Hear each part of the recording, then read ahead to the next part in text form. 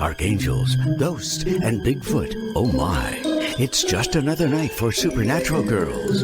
Real stories, real answers to life's biggest supernatural mysteries. And now for another exciting interview with paranormal experts from this world and others. Here's your host, paranormal researcher Patricia Baker, on the one, the only Supernatural Girls.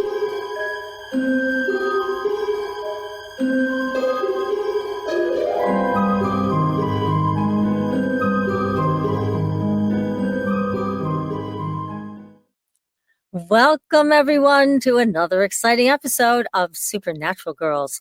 I'm your host, Patricia Baker, and I am here with my co-host, PK, all the way from Tucson, where it's 88 degrees. Yes, I'm so Freezing sorry. here. I am freezing here. I'll be freezing in a couple of hours. Our weather has been absolutely ridiculous.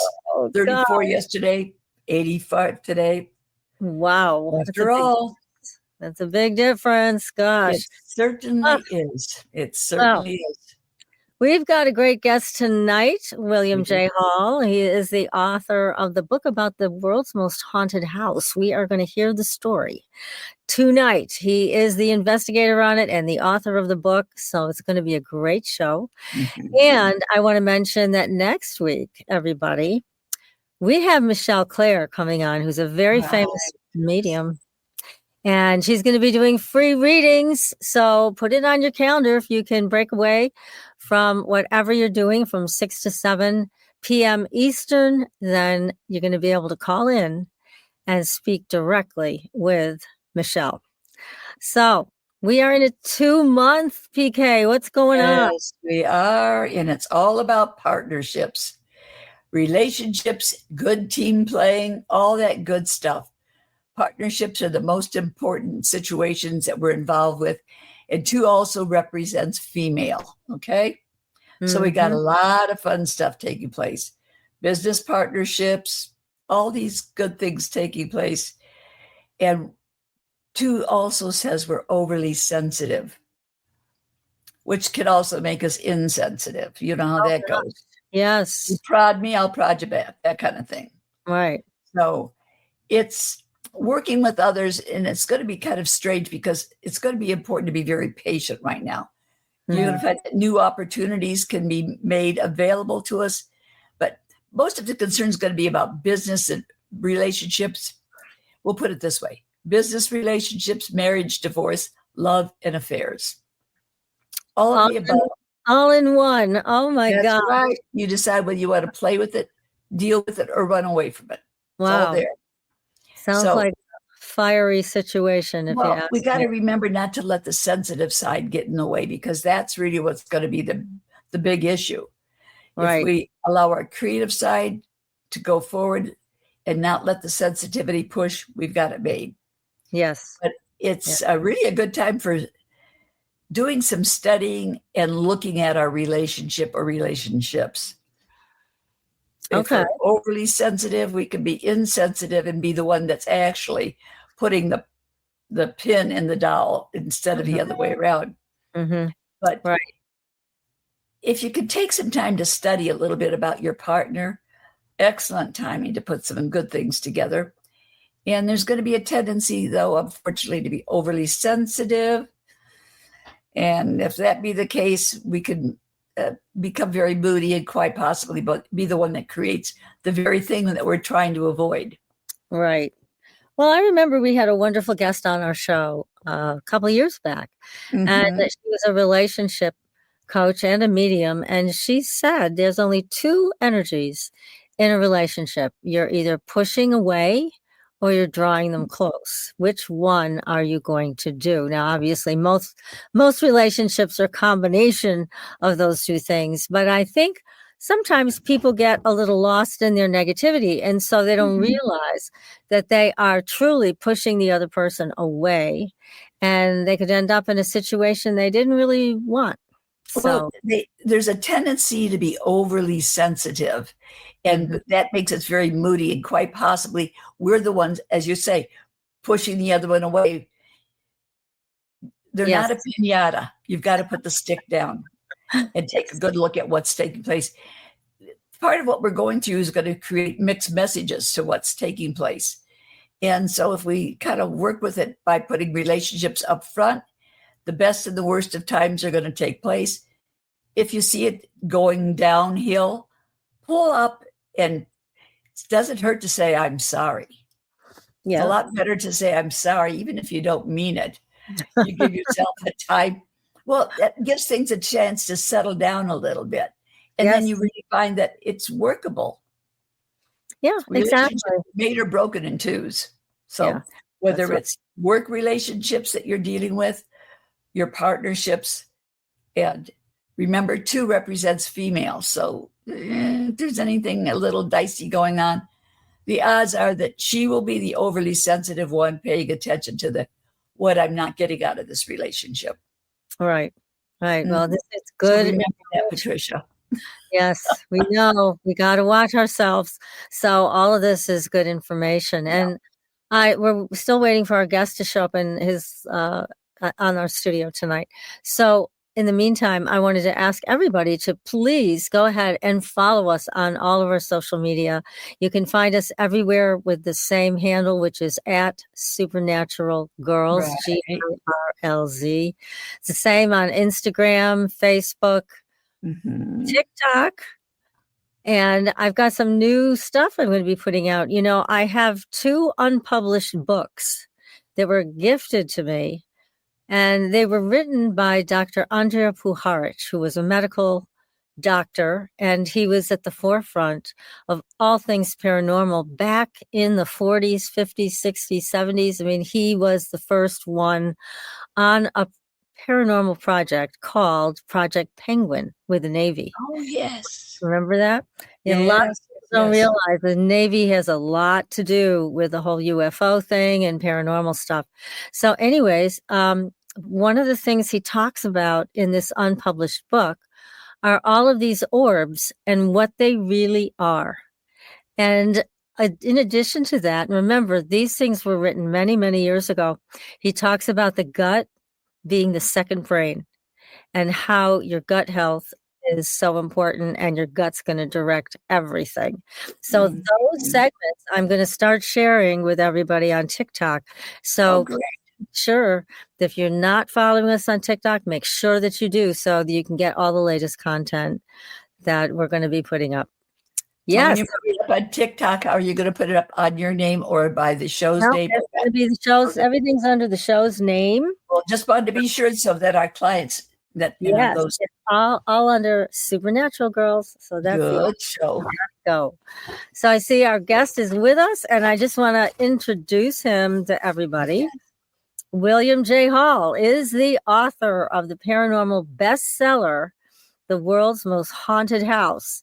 It's about the Bridgeport Poltergeist on Lindley St, the Haunted House Diaries, Phantom Messages. Bill has experience also as a performing magician and an experienced researcher of the unexplained. So he has the best of both worlds there. Yes, he does. Looks into folklore, urban legend, fortune telling, pyramids, and other mysterious tales.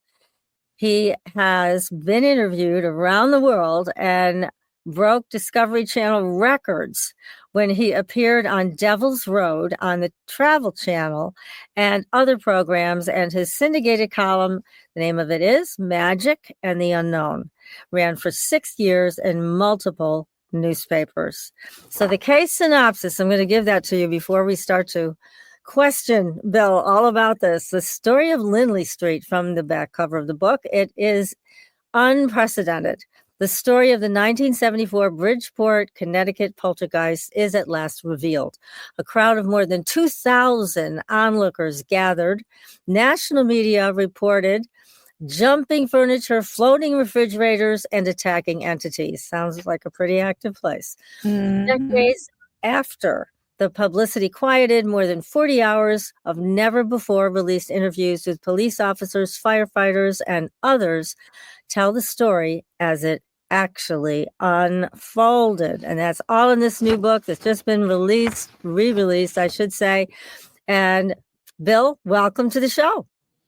Hi, thanks for having me. Oh, it's our delight.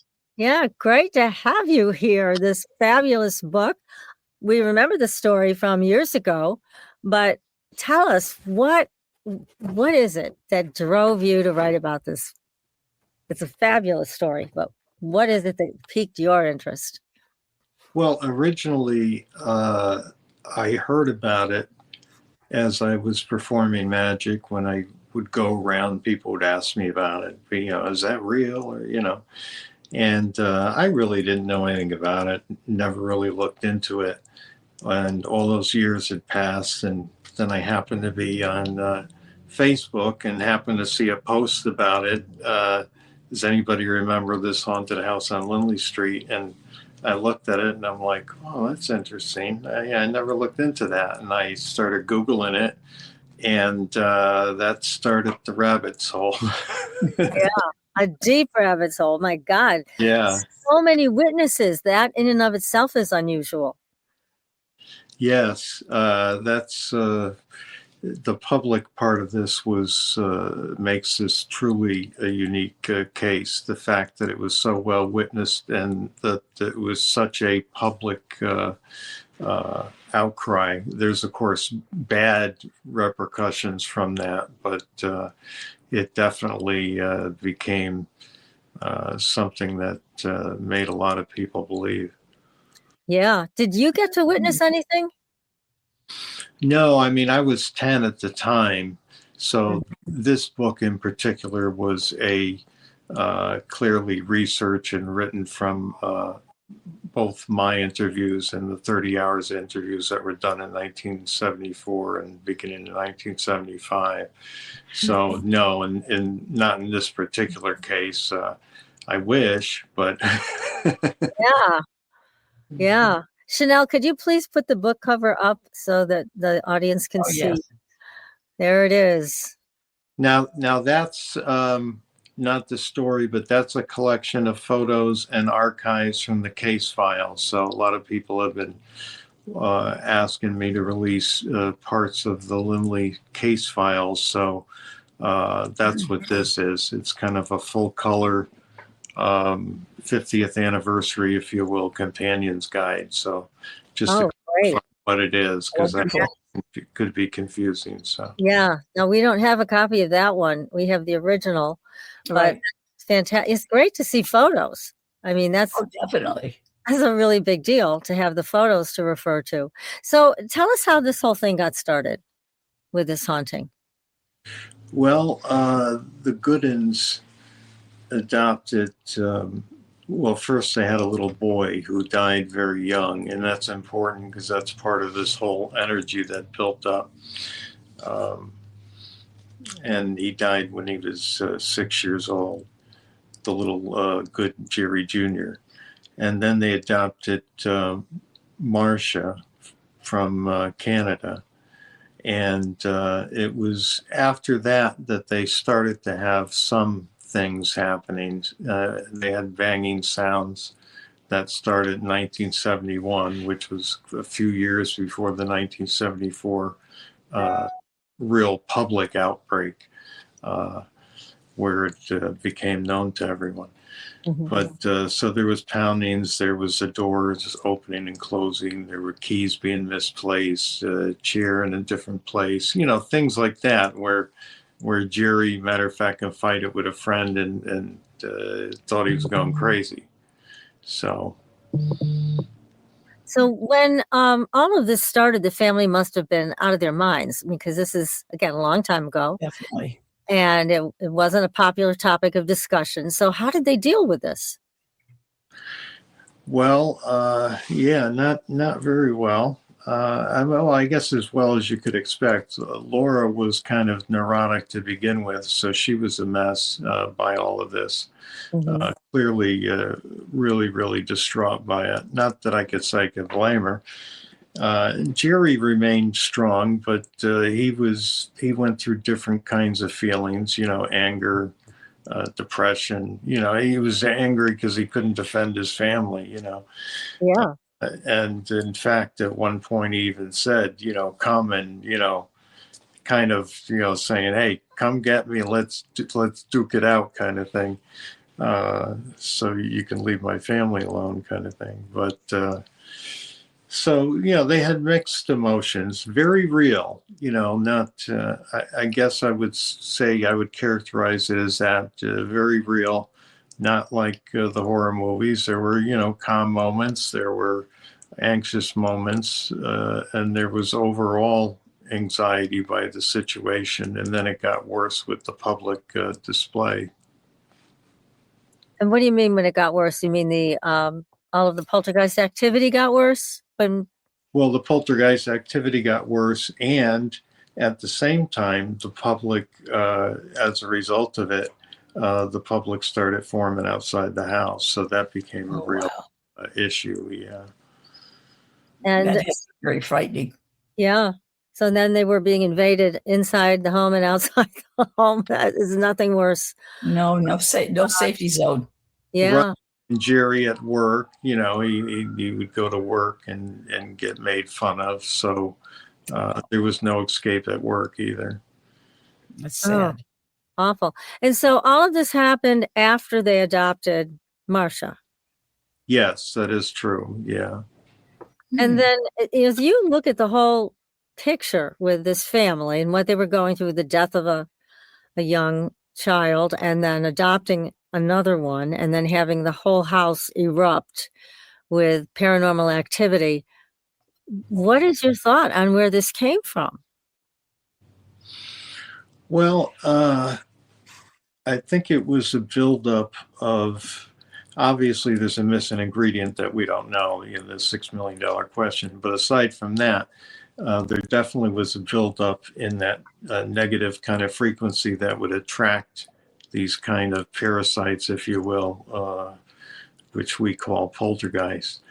And so I think with Marcy being picked on for close to a year, not really having any friends or feeling she didn't have any friends, and not getting along with the mother, and then getting beat up at school, and then being stuck at home with the mother. Yeah. What a nightmare. That whole thing that's when it just exploded after that, after those 6 weeks. So that was definitely the big catalyst to it. Obviously, there's something else, or else we would have every preteen girl or boy, have a poltergeist. So we know there's a missing ingredient. But yes. Although the house was or is built over an underground spring, so that's interesting. Okay. Yeah. That we've heard before. Mm-hmm. Have too, that the water seems to have something to do with it. And usually anything with spring water, it's highly mineralized, right? So Yes, yeah, and I've heard the exact same thing. So a lot of people say that's the connection. That's why the natives went and they would settle near those areas, because they were able to commune, quote unquote, with the spirits, because those were kind of portal areas based on water flow and everything. But I don't pretend to understand how it works. But it does, right? It does. Well, it's apparently very electromagnetic and has a very high charge. So you can see where that could open the door on other dimensions, and especially when there's trauma involved, because I do believe that trauma shakes some of these doors loose so that things can come through, things can be experienced from other dimensions, because these nexus points aren't being held in place. So that's just my theory, but I think it's a good one. No, I agree. I agree. I agree 100%. Yeah. So tell us, if you can, some of these things that happened, because what happened there was unusual also. Yeah, I would say, well, the refrigerator, about estimated at 300 pounds. That thing floated a bunch of times. The TV floated a bunch of times and came down on one leg and a foot. I would say the creepier things that happened were like Marcy being picked up and thrown across the room by an invisible force. Wow. That is very scary. Yeah. Most definitely. And to me, what really always stood out were the Christmas ornaments when they came home, and the Christmas ornaments were all off the tree in a pile on the floor. And to me, that was just a creepy thing. That is creepy. Taking, I mean, it's a lot of work taking those ornaments off. Right. A lot of work putting them on. Who's doing that? Yeah. Going through all that and then coming back undone. Yeah. Wow. Now, priests got involved. Police got involved. Tell us about that. Yes, well, the first person to get involved was an off-duty police officer who was the neighbor and friend of the Goodins across the street, John Holsworth. And the Goodins came out hysterical on the porch and got the attention of the Holsworth daughter, who was walking the dog, and said, "We're in trouble, go get your father." So he came over. He thought they were being robbed or something. And he went in there and said, "Don't worry, we'll, and they said, "You don't understand." So he went in there and he saw these sofas opening and closing by themselves, as well as he saw the TV float. And he walked all around it and everything. He was dumbfounded by it. He didn't know what to do, so he called for backup. Well, that makes sense. He was off duty. Maybe he said, "I'll go back to my car." When in doubt, get help. Somebody else in. This is not where I want to be. Yeah. But so he called for backup, and the police came, and they didn't know what to do, so they called the fire department. The fire department didn't know what to do, so they called the chaplain in and the engineers, and they knew what to do, but couldn't find anything. So. The mystery just kept getting worse as the more emergency people were called in. The crowd kept getting bigger and bigger until it swelled to about 2,000 people going up and down the street in front of this tiny little bungalow. So it was quite an ordeal. No. Oh my goodness. Yeah. And so everybody is just dumbfounded. They don't know what to do about any of this. And this poor family is feeling threatened, I would think. They're scared to death. Oh, yeah. Scared to go to sleep, scared to wake up. I mean, that's a terrible place to be. What about the involvement of any priests? Oh, yeah. Well, Father Charbonneau came with Ed and Lorraine Warren and Paulino, who was a young seminary student at the time. They all came together. So Father Charbonneau was there for a good part of it, and through the activity that was at its height. Father Doyle stopped over. He was called in by the fire department after they got there and didn't know what to do. They called him. So he was involved. He mainly just did a blessing and, was there for a little while, to comfort people. But that was about it. I don't know if that answers your question. Father Charbonneau was very involved, though, I would say, during, the heavy part of this poltergeist activity, for sure. Yeah. How long did this go on for? Well, the height of it really started Thursday night into Friday night. And really, if you were talking Friday night, Saturday, Sunday were the absolute worst. And then Monday, a little bit, and Tuesday, a lot less. And then it was kind of evened out after that. And then it eventually stopped when Marcy got into good school and people were kind to her and that sort of thing. It kind of broke that connection. Hmm. So it sounds like she very well could have been the focal point of all of this because of her feeling tormented at school and then not feeling great about being in the house with her mother. Sounded very stressful. No safety net. Yeah, there was no place for her to go but out the back door to the paranormal. But that's not unusual. Also, when it comes to poltergeist activities, I'm sure you know, there's usually come back, Bill. There's usually a teenager involved. Mm-hmm. Not a really young child, but usually a teenager. They can, when they do the investigations, they are able to kind of take a look at what's going on with that one young person, and they're able to basically say this is where it's coming from. So it does make sense, given what she was going through. Right. And also she was adopted. Who knows what happened to her before she even got there? That's a good point. It's a very good point. Are they aware of what her prior history was? Hello. Hello. Oh no. Did you lose our? I don't know what happened to my sound. Okay. We can hear you just fine now. You can't hear us? No. Maybe Chanel can give him a call. The poltergeists are back. Yeah, they're playing with us, To think they don't like what we had to say they're going to fix us. Yeah, they should be happy we're talking about them, and giving them all of this. That's okay. Somebody called me and it totally knocked. I hope. Oh, okay. Well, you're back now.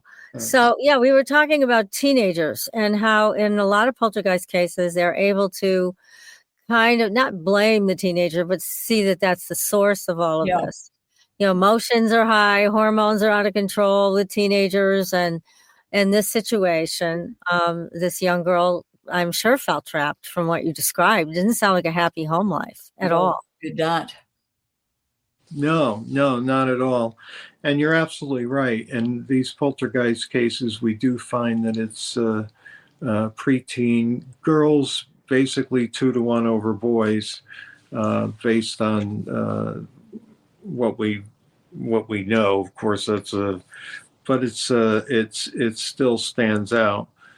And in those poltergeist cases, it has a lot of those similar qualities like this. So you can see this buildup. But it started in 1971, even though it really, really hit its height in 1974. So it did start banging sounds on the walls. Mm-hmm. So it's quite fascinating. It really is. And, yeah, especially, you're talking about a refrigerator that you said was 300 pounds? That would those old 1970 fridges, the old timers, so that it was lifted up into the air off the ground, and that's a pretty big thing to lift with some type of paranormal energy. That is huge. And then to have her fly across the room, you said it was like she was being thrown. Was she hurt when that happened? She hit her head, but she didn't get, like, quote unquote hurt, meaning, she wasn't bleeding or anything. Thank goodness. Mm-hmm. She banged her head a little, but she was okay, luckily. And what about any of the witnesses, the police, the firemen? Did anything happen to them? Well, they,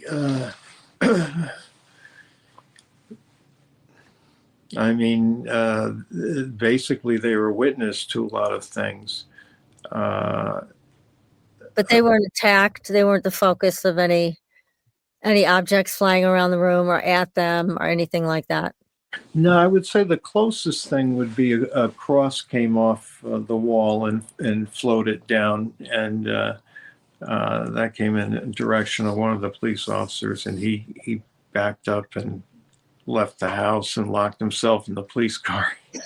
I was just going to ask you what the reaction to all this was. Yeah, but that was unusual. Most of them were quite quite brave, and they did the opposite. They would look under the fridge and in the basement, and so they were good.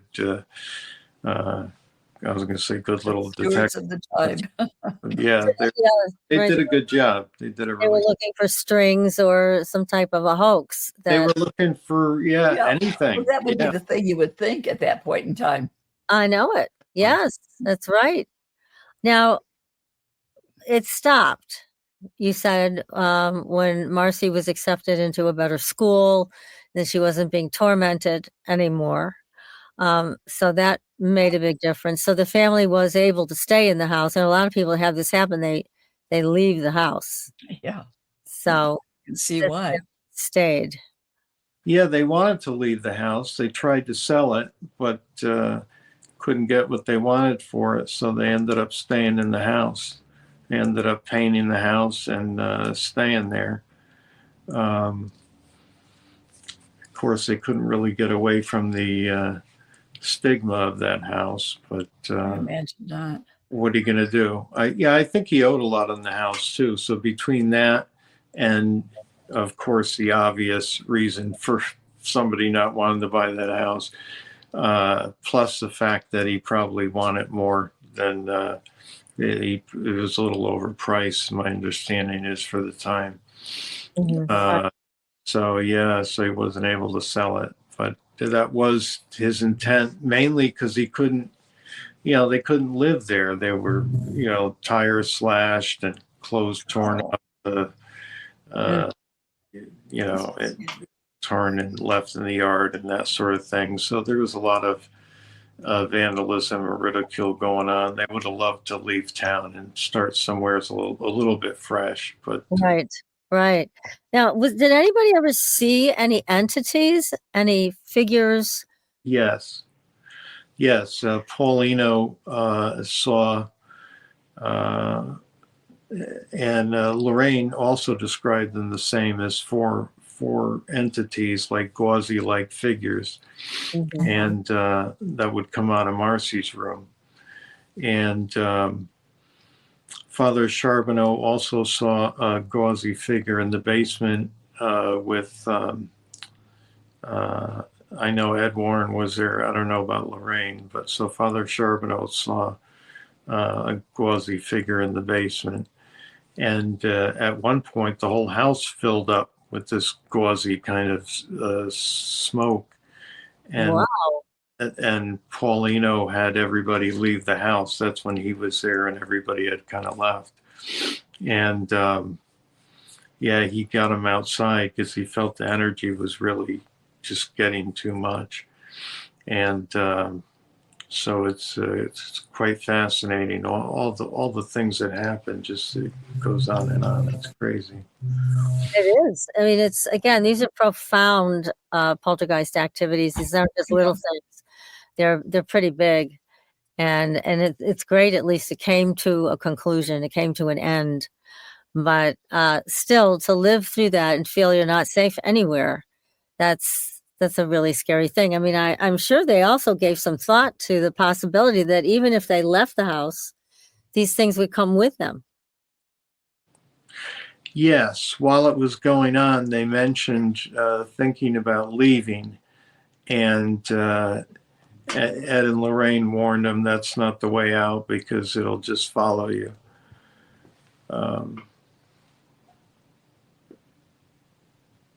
Yeah. Sometimes they do. I know I've heard that even with Skinwalker Ranch stories that, right. Remember that Bob Bigelow supposedly had something follow him home from Skinwalker Ranch. That was one of the motivating factors for why he sold it. So these things aren't necessarily tied to one place. And it certainly, from what you've said so far, Bill, doesn't sound like there was anything to tie it to the house specifically or the land specifically. It was more Marcy. Yeah, I would agree to that. It's more the people. And just as a note, I don't get to pick the title. The publisher has the final say on the title. So when they said world's most haunted house, me being technical, I'm like, well, technically it's haunted people, not really haunted house. Uh-huh. But they thought I was being a little bit too specific on it. But anyhow, I've come to terms with it. But they thought it embodied the public nature of how this spread across the country. But yeah, just as a side note, but I would agree. It really was the people. If you had different people there, probably nothing would have ever happened.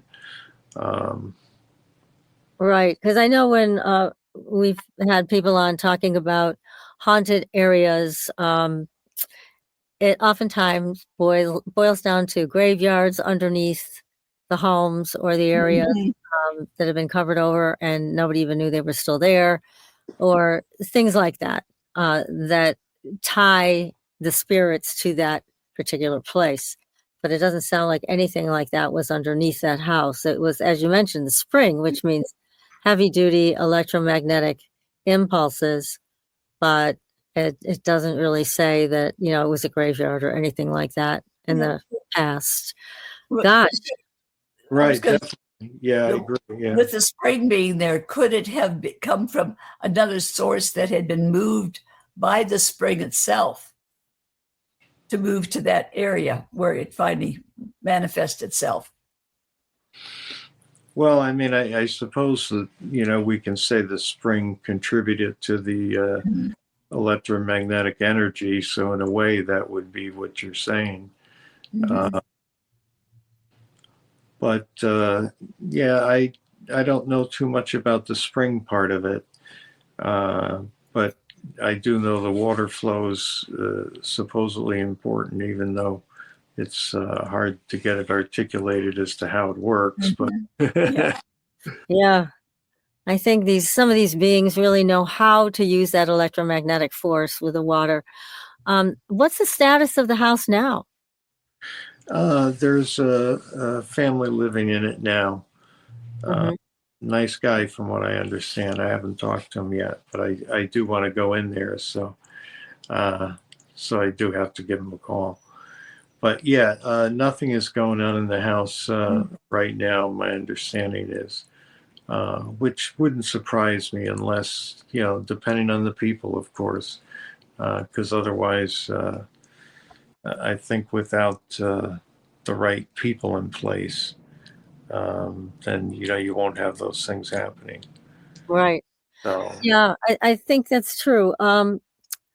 Because my brother was the center of some poltergeist activity years and years ago, and he was the type of kid who would bottle everything up inside. So I think it has a lot to do with that type of personality. Somebody who's always putting a lid on their feelings and experiences rather than expressing them. And so that energy, whether it's a child or a teenager, that's got to go somewhere. So I think that's a big part of poltergeist activity when it involves children and teenagers. But I saw it with my brother. I remember he would be sitting in the back seat of the car and I would be sitting in front seat, and all of a sudden the seat would just start shaking really hard. Oh, wow. Yeah. And I'd turn around and say, knock it off. I know it's you. It's not like he was doing it on purpose, like focusing energy that way, but just he was upset about something. And so that energy was coming out in a physical way that he didn't have a lot of control over, but it still did. Now, he's not into any of this stuff today. In fact, it scares him, and he doesn't like it when I talk to him about haunted houses and things like that. So he didn't evolve, into a great medium or anything like that. It was just that was what was going on in that part of his life. So, you wonder, because of your circumstance when you were growing up, what was the draw towards him versus you, shall we say? Yeah, I think because I had a much bigger mouth. And I would just say it, regret it later. but la, la, la, la, say it. Here it is. Whereas my brother would be just sitting there, and you could see by the look on his face, he would get the dark cloud over his head, Oh, God. and he would sit there and steam. So yeah, it was much more outward. He was much more inward. So that was a difference. Yeah. It's just, this is a great book though. And I hope people will buy your new 50th anniversary edition with all the photographs. We got to get a copy from your publisher because we definitely. But it's remarkable. And you're so good at researching and putting all the pieces together. So I know the original book is worth a read, everybody. It's definitely well done. You're a good writer, great writer, Bill. Oh, thank you. Thank you. Yeah. So it's an amazing story. It's fun. No. Let's spend some time on this subject now. Well, I want to ask you another question because PK and I were talking about you being on the show before, and correct me if I'm wrong, but I thought you were the one that told us the story about the time slip. Was that you when there were people that got lost and they were driving around? And that was me. That was you. Oh, yes. Yes. You're right. That was amazing. Can you tell us that story again? I know the audience would love to hear it. Oh, definitely. Oh, sure. Well, it takes place in this what we would call a flap area. It's just or some would say the veil's very thin, or whatever you want to call it. But and this couple is going down this road that they know, and they decide to cut through this road. So they're going down the road, and they see these emergency vehicles, and the vehicles look a little bit strange. The colors are off, and they look a little like kind of half dated, half modern, just a little out of place, Yeah. And there's an officer there, and he looks like he's staring, out in space, like he's all spaced out. And so he goes to him, you got to go that way, you got to go that way. And so they're wondering, but so they end up having to go that way. Meanwhile, they see these big, those big fire engines too were there, and big fire in the field and stuff. So this is a big display of people and stuff. So they go out and they take a wrong turn, or they think they did. They end up on the same road, and like everything is like gone. And they also had a time slip experience within that of missing time, where this drive that's normally okay and very easy got very mysterious that night. But yeah, there's a whole chapter, and that's in book 2 on it. But what's the name of the book that has that? That's in Haunted House Diaries. Haunted House Diaries. Okay. Yeah. I mean, I can't even imagine how disorienting that would be to realize that you just dropped into another dimension or another period of time. But it didn't even sound like another period of our time, because they would have recognized, I would think, the officers' clothing and cars and everything from photos, historical photos. But it wasn't like that. It's like somebody did a bad job trying to copy what we look like in a certain time period. Yeah. Yeah. That's exactly. Yeah, that is very. Now, wasn't there also an underground facility near where all of this happened? A government underground facility? There was it was a farmhouse, and there was a government facility in the base. It's no longer there, but yeah, it was there.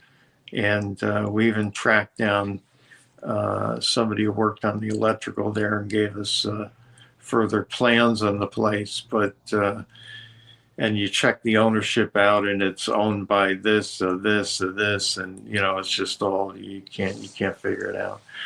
But yeah, up in the Litchfield area, and that was the whole area that the book's written about. Yeah, that whole flap area. That whole area. Now, when you got the plans to it, what were they using it for? Well, we don't really know. I mean, some people say that they were researching the energy there, but I think that's probably hearsay. But we know it was a secret, and there were a lot of sightings in that area, but we can't say for sure, unfortunately. And was that area fenced off? Were there guards? Was anybody ever kicked off that part of the property? There was no guards, but it is fenced. Well, when I say no guards, there were some times where guards were seen in that area, or told them they can't go this way, you got to go that way, the kind of thing. But even when there's not guards around, it's fenced. When I was there, it was fenced. I didn't see any guards, but then again, they may have moved out by then. Right.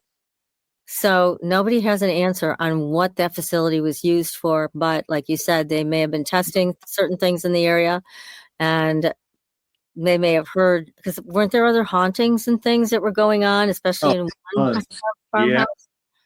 Yeah, the whole area is filled with it. You go door to door, it's every other house is haunted. Wow. Or at least will admit to it. So Oh my gosh. Yeah. I had no idea that it was that much of a haunted area, but I do recall there were strange events, and this being one of them, this time slip or whatever it was. But it's very disconcerting. It also makes me wonder, which I often wonder about, is how much the government or whoever they are knows about all of this, because they don't like to share it. No, you've noticed that. Yeah, I did. And I don't like it. I think they should share it. They're not fair. No. Yeah, I mean, it'll be interesting if we get anything released. That would be interesting. I can imagine Trump just saying, yeah, I'm interested in UFOs, release everything. They'll be like, no, we can't. Oh, yeah, no, let's release everything. We can do it. Yeah, let's just release everything.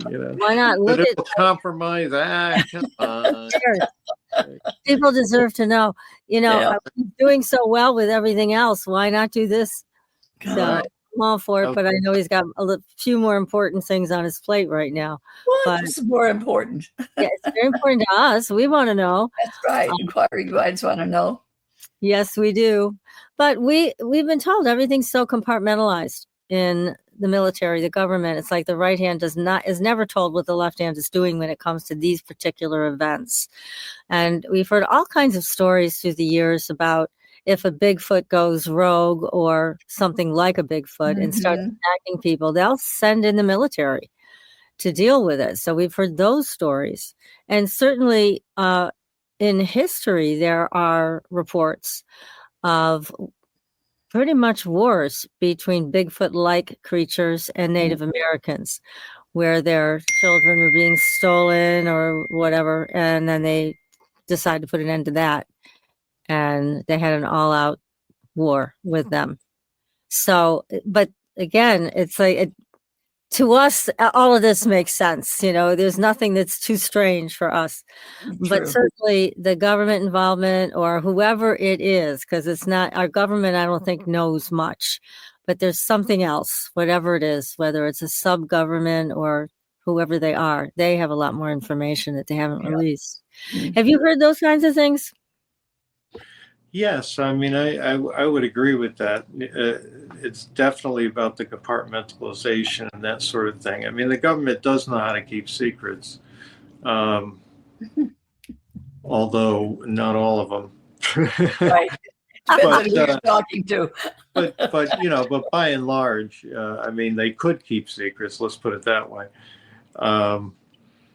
But so we all know that certain levels just aren't going to be privy to it, or they find out by accident, like in the case of some of the Roswell witnesses were, you know. Yeah. Yes. Now, in the Litchfield area, which is not too far from me, what other things were being reported? Because you talk about almost every other house seemed to have a haunting. Were there cryptids that were reported? Yeah, there's a lot of Bigfoot sightings in that area, and matter of fact, there's lore about the Native Americans talking to Bigfoot, as well as creatures that came from the sky. So that's fascinating, and that goes way back. Mm-hmm. Yeah, I was just wondering, because usually these things go hand in hand, and then UFOs too, because as I recall, you talked about some sightings of UFOs in that same area. Yes, yeah, it's fascinating that when they pulled the stats, the people who keep in track of some of that stuff, they figured out that there's it's almost like an 80-20 rule. Almost 80% of the time, you're going to find if you have UFOs, you're going to have haunted houses. And, and it could be vice versa if there's enough activity. Right. Yeah. It's interesting though, because you're the one that brought this area to my attention, and I live nearby. And so this is something that is not reported. A lot of times local news will report these stories about haunted houses or Bigfoot or UFOs. But I haven't heard a peep out of anybody about the Litchfield area. I mean, you're the only one that has come forward with this. Right. Yeah, I mean, I'm sure it's not widely public. I mean, the history as far as like with the Bigfoot sightings, for example, I don't know about modern day, but I mean, those date back the years. So, but, I think it's pretty credible anyhow.